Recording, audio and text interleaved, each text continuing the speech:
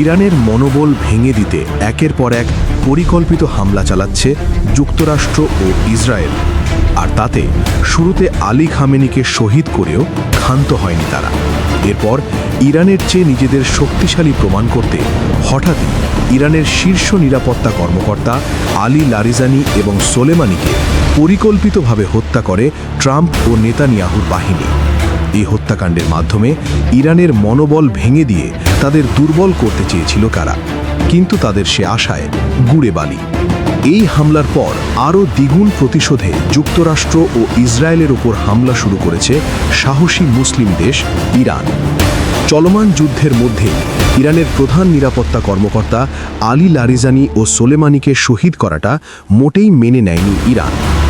ইরানের পররাষ্ট্রমন্ত্রী আব্বাস আরাগচ্চি এ নিয়ে বলেছেন যে ইরানের মনোবল এতটাই ঠুনকো নয় যে কোনো একক নেতা বা কর্মকর্তার হত্যা দেশের ব্যবস্থাকে নাড়িয়ে দিতে পারবে।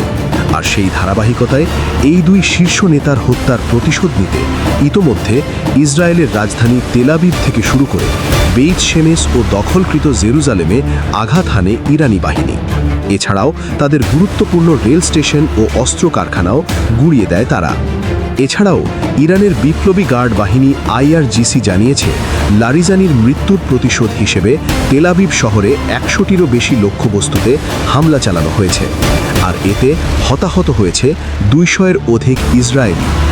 অপারেশন ট্রু প্রমিস 4-এর 61তম ধাপে এসব হামলা চালানো হয় বলে জানিয়েছে তারা।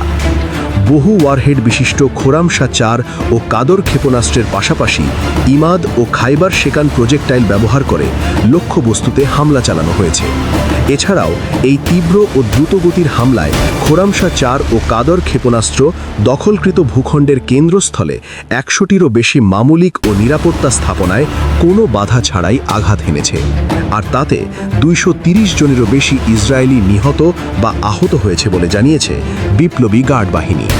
এদিকে ইসরায়েলের রাজধানী তেল আবিব ছাড়াও দখলকৃত নগর আল কুদস, হাইফা বন্দর নগরী, প্রযুক্তি কেন্দ্র বেয়ারশেবা এবং নেগেব মরুভূমি সহ বিভিন্ন সংবেদনশীল ও কৌশলগত স্থাপনাকে লক্ষ্য করে হামলা চালিয়েছে ইরান।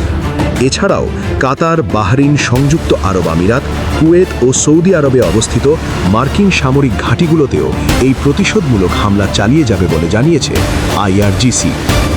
BD24 নিউজের জন্য মোহাম্মদ হোসেন আলী।